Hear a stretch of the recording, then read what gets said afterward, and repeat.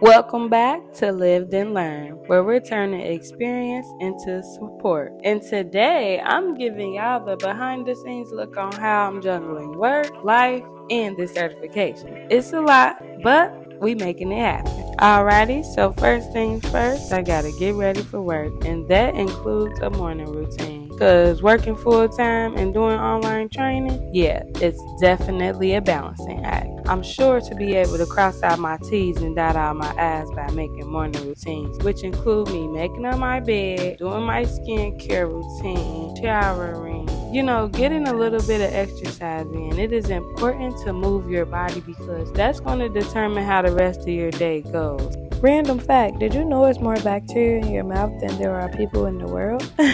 Yes, y'all, do not skip the mouthwash. So next, I like to turn on some music, do a couple affirmations in the mirror, practice my self-talk. Shout out Squad for that tool. Having a morning routine is going to be vital when it comes to doing multiple things at one time. See, the body is actually not really wired to multitask. The body is just shifting from one thing very fast. I try to prioritize, put the most important thing first, and just focus all my energy on one thing at a time. In the morning, also, I juice. I don't really put too much on my stomach. Sometimes I may pick up a light breakfast at First Rots around the street from my job. So, yes, not too much on the stomach until lunchtime. Today I have on jeans because it's Red's opening day. Otherwise, I'll have on something business casual. I walk to work, and I live not in the best neighborhood, but I make it work. It's not about where you start, it's about where you finish.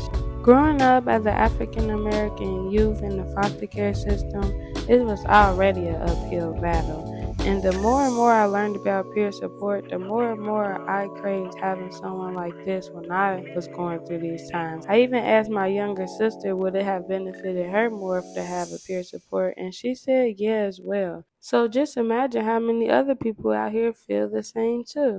It's easy for someone to tell you how to recover, but to show you how to recover through sharing their experience and how they walked in your shoes, it's just a different type of appreciation and support. See, one thing about me, I'ma listen to some music on the way to work. Hey, just fine, fine, fine, fine. Okay, you can't go wrong with no Mary J. So before I go to work, I love to stop and see my friend. He works here at the parking lot, but sometimes he be beating me into my own workspace. Like, dang, okay. So I currently intern at Cincinnati Works, best job in the world, and our mission is to bridge the gap of poverty through employment. And I love my job. Like, y'all, look what they did for my birthday. Oh my God. Oh my God. It's like you can tell the difference when you're really part of a job that values you just as much as you value them in the company. Anyway, so back to the training. So you're going to want to take notes. Yes, you cannot keep all of this vital information in your head. You're going to want to take notes and you're going to want to read over your notes. And there's going to be at least 60, 70, 80 slides. Like, you're not going to want to remember all that in your head. Now, after each module, you will be given a final assessment. You must get an 80% or higher, and you only have 3 attempts before you have to reread the module. And yes, you can use your notes. This is why you take them. I use my notes, answer the question. Use my notes, answer the question. That's how it goes, and you'll be able to remember it too because they go over it after. What time is it? It's time for lunch. What time is it? It's lunchtime.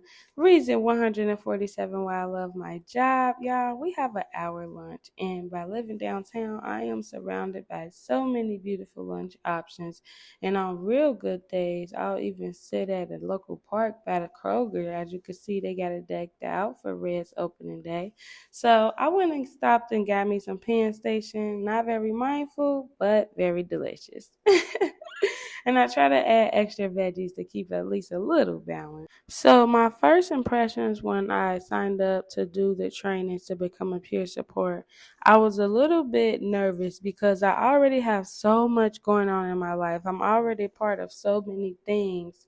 I didn't feel like I'll have the time in order to complete the trainings, which I thought I was going to fly passed. But fast forward, I'm still working on them. I'm finishing them, and I just signed up for the next training. So, it is not hard. It is just very tedious, and you have to have good time management because there are certain things you have to get done during a certain time frame, or you're going to have to wait to the next set of training. I missed one training, but I was able to make the next one directly after. Just remember to pace yourself, take notes, review your notes, and just remember all the good reasons on why you wanted to become a peer support in the first place. I promise you it will keep you going. And that wraps up a day in the life while working towards the peer support certification. It's a lot, but I know it's worth it. And if you're on a journey like this, feel free to drop a comment on how you balance it all. Let's keep each other motivated. All right, I'll see you all in episode 3 as I give you the tea on how being a peer support is way bigger than just a career. Okay, and I'll see y'all in the next episode. Peace.